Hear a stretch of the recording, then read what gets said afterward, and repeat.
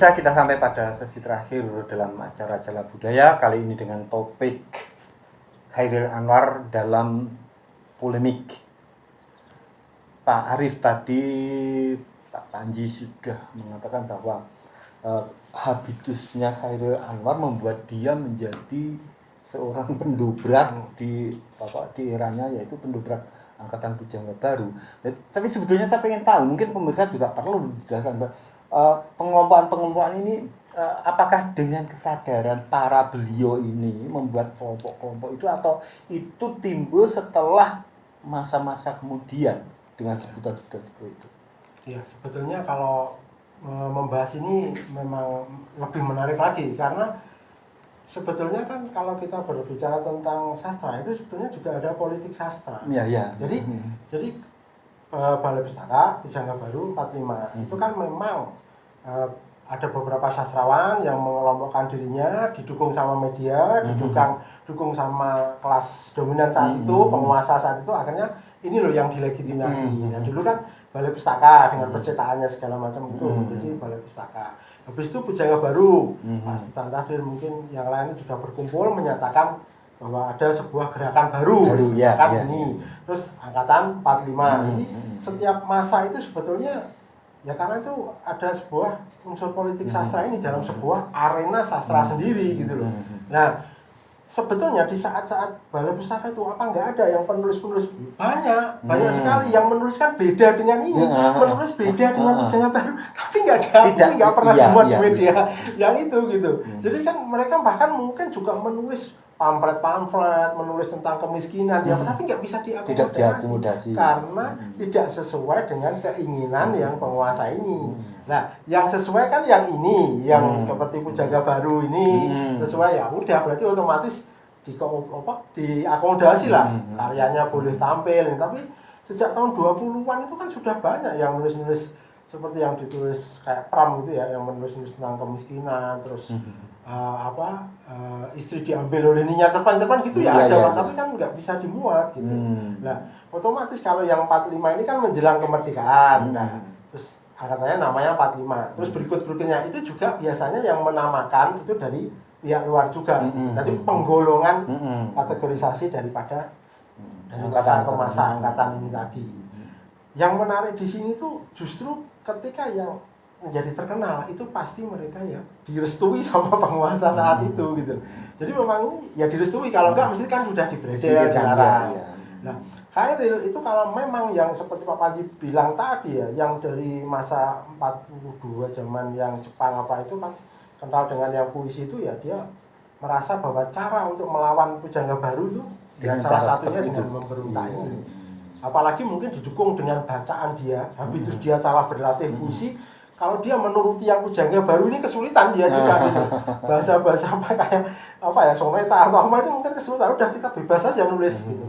Nggak perlu kita pakai aturan-aturan rima apa lah. Itu digunakan sebagai alat untuk memberontak terhadap yang Pujangga Baru itu. Dan disambut pada saat itu oleh para penikmat sastra saat itu. Wah, ternyata menarik juga dengan puisi seperti ini. Akhirnya dia terangkat. Yang kedua, jangan dilupakan juga pasti ada legitimasi. Sampai sekarang pun kalau misalkan karya nggak ada yang melegitimasi, ya nggak mungkin Pak, iya kan? Kalau misalkan minimal legitimasi media lah. Kalau sekarang misalkan koran, kalau dulu kan judul Mimbar Indonesia atau apa zaman dulu kayak Pak Habib Yasin sering nulis di situ. Mungkin yang lain terus Pak siapa ya, ITU, nah itu juga sering nulis Chairil zaman 66. Akhirnya menjadi besar. Jadi harus juga ada yang melegitimate selain karya ini sendiri. Kalau misalkan karya ini nggak dilegitimasi, ya nggak bisa akan meledak atau dibaca banyak orang menjadi sebuah masterpiece gitu, pasti tetap ada. Kalau nggak ya di situ-situ aja gitu loh. Nah, waktu itu Chairil dari kontestasi yang ada di arena sastra itu memang pas yang 42 ini mendukung mau ke kemerdekaan gitu. Nah, yang disayangkan setelah era kemerdekaannya dia masih berkutat di situ. Justru harusnya kan dia pada saat itu tetap nulis tentang bagaimana heroiknya Karawang Bekasi, tapi dibawa ke arah yang lain tentang mungkin kemiskinan dengan diksinya dia.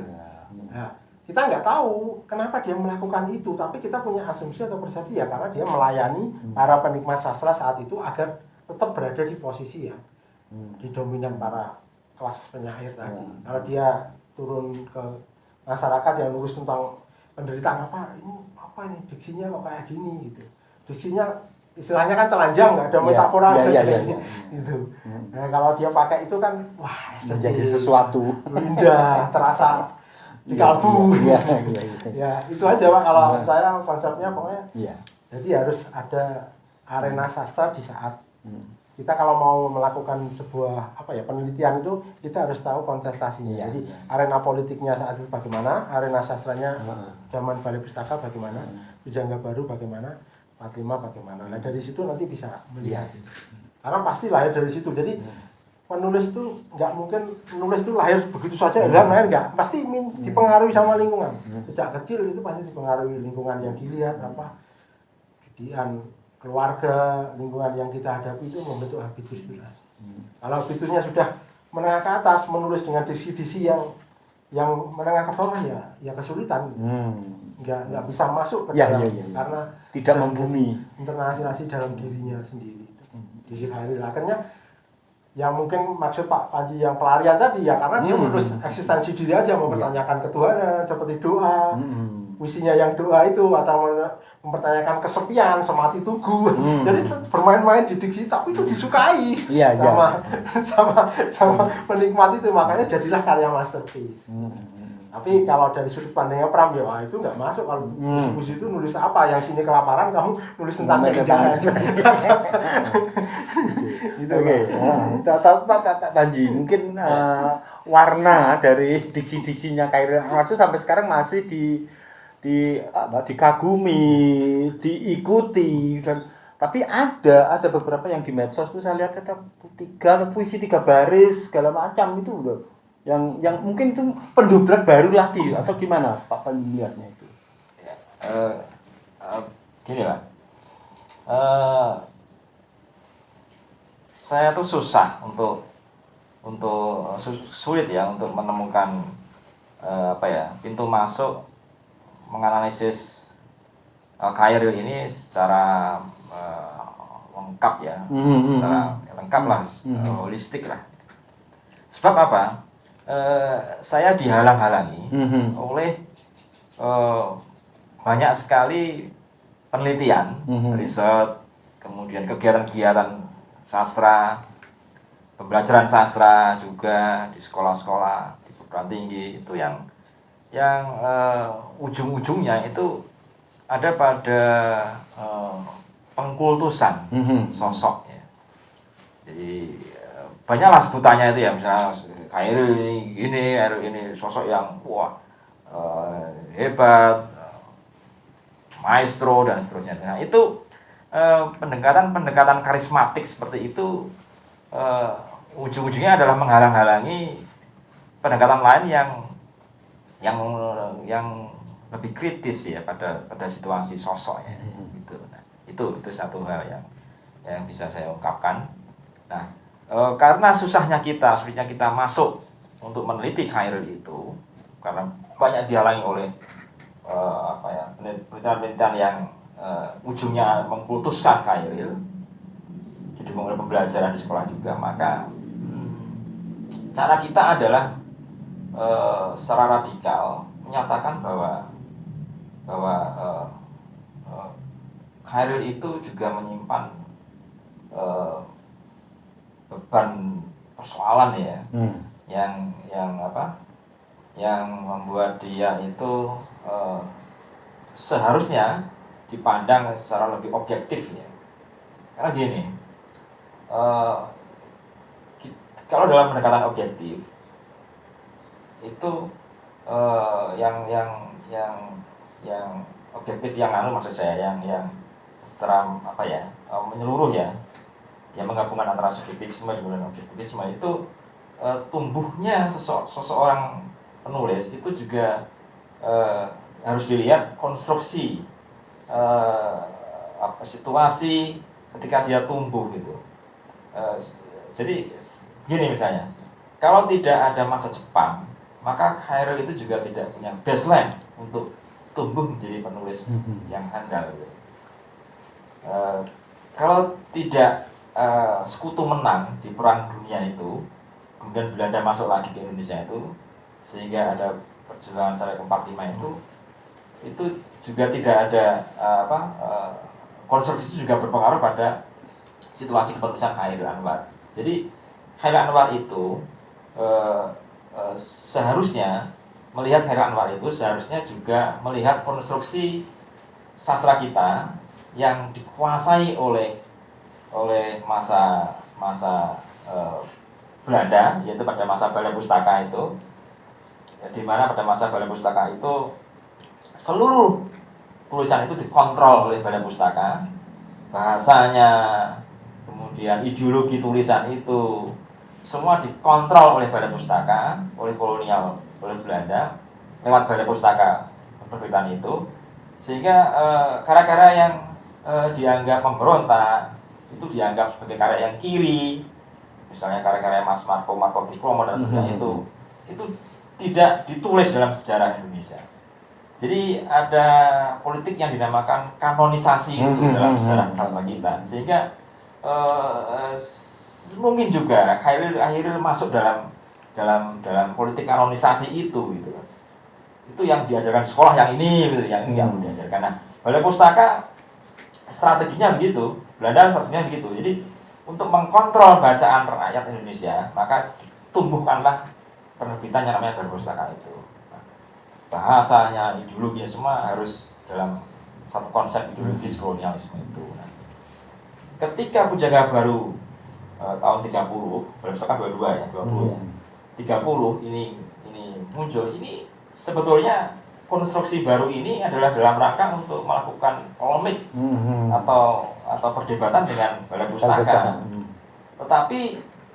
Tetapi yang tidak bisa dilepaskan dari Pujangga Baru adalah bahwa bahasa-bahasa yang dia tulis adalah bahasa-bahasa Melayu sekolahan gitu.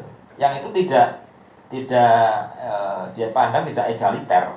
Jadi pembaca-pembaca yang lain dari habitus kelas yang proletar, populer itu tidak bisa membaca karya-karya Melayu yang sekolahan yang ditulis oleh Pujangga Baru itu, walaupun ada beberapa penulis yang tidak begitu. Nah, misalnya Pujangga Baru, konstruksi Pujangga Baru, ada STA, ada Armin Sanusipani, dia lebih ke timur filosofinya. Nah, STA lebih ke barat. Jadi sebetulnya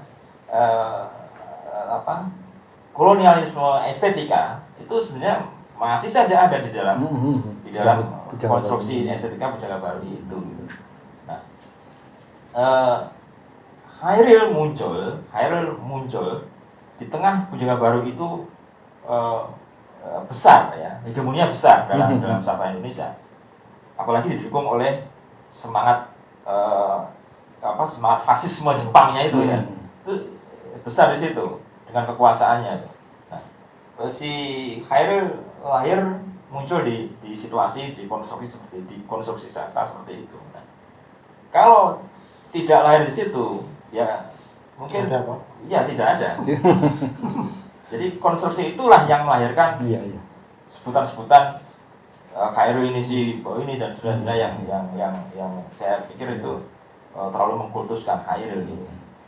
Jadi tidak menimbang secara lebih padang, lebih jernih siapa Khairil Anwar itu, yang ternyata dalam sejarah sastra kita yang kanonisme juga itu ya tidak menghadirkan sosok Khairil yang telanjang ya, tapi tetap penuh dengan semangat yang heroik, revolusioner baik dalam kata-kata maupun dalam tindakannya. Padahal anak-anak muda itu juga harus diberikan semacam bacaan-bacaan atau diskusi atau diskursus baru dari diskursus lama itu tentang Khairil gitu. Bahwa Khairil adalah sosok yang ternyata juga dia tidak bisa menghalang-halangi semangat berjuasinya untuk menulis itu. Jadi terus muncul aja semangat berjuasinya itu gitu. Jadi perlu timbang secara lebih holistik si sosok Khairil Anwar ini. Ya itu tadi bahwa konstruksi sastra itu berpengaruh pada praktek sastra si pengarang itu gitu. Jadi pengarang itu mempengaruhi dan pengarang itu juga Dipengaruhi oleh konstruksi. relasi ya, tidak pengarang hanya dipengaruhi, tapi juga pengarang mempengaruhi. Iya. Nah, begitu posisinya dalam melihat praktek sastra di Indonesia yang apalagi yang didominasi oleh penelitian-penelitian yang sifatnya mengkultuskan. Ya, betul. Pada akhirnya saya minta bahwa Pak Panji memberikan closing statement untuk pemirsa. Silakan. Baik, jadi melihat fenomena sastra baik yang masa lalu, sekarang atau yang akan datang adalah melihatnya dari sudut pandang yang kritis. Ya. Artinya sudut pandang yang kritis itu artinya jadi melibatkan perspektif ilmu di luar ilmu sastra. Itu saya pikir lebih baik di dalam memandang fenomena sastra kemarin, sekarang dan yang akan datang. Terima kasih Pak Panji. Pak Ya. Arif silakan. Kalau saya closingnya begini aja. Jadi kalau adik-adik yang mau belajar sastra itu harus sejak dini ditumbuhkan sikap kritis. Jadi bagaimana kalau kita membaca seorang tokoh sastra, apa itu jangan hanya dari satu buku tadi, dari berbagai sumber. Terus bagi para pengajar itu juga memberi kesempatan yang sama untuk melihat habitus dari anak-anak didiknya. Jadi kalau misalkan anak-anak didiknya itu menulis puisinya senangnya seperti ini, senang yang kalimatnya nggak metaforis banget, nggak indah-indah, ya biarkan dia memang ada di situ. Kalau sukanya menulis tentang metafor ya sudah di situ. Gitu aja Pak. Baik pemirsa, demikian tadi bincang kita kali ini dengan topik Chairil Anwar dalam polemik. Sampai jumpa lagi di Jala Budaya episode berikutnya.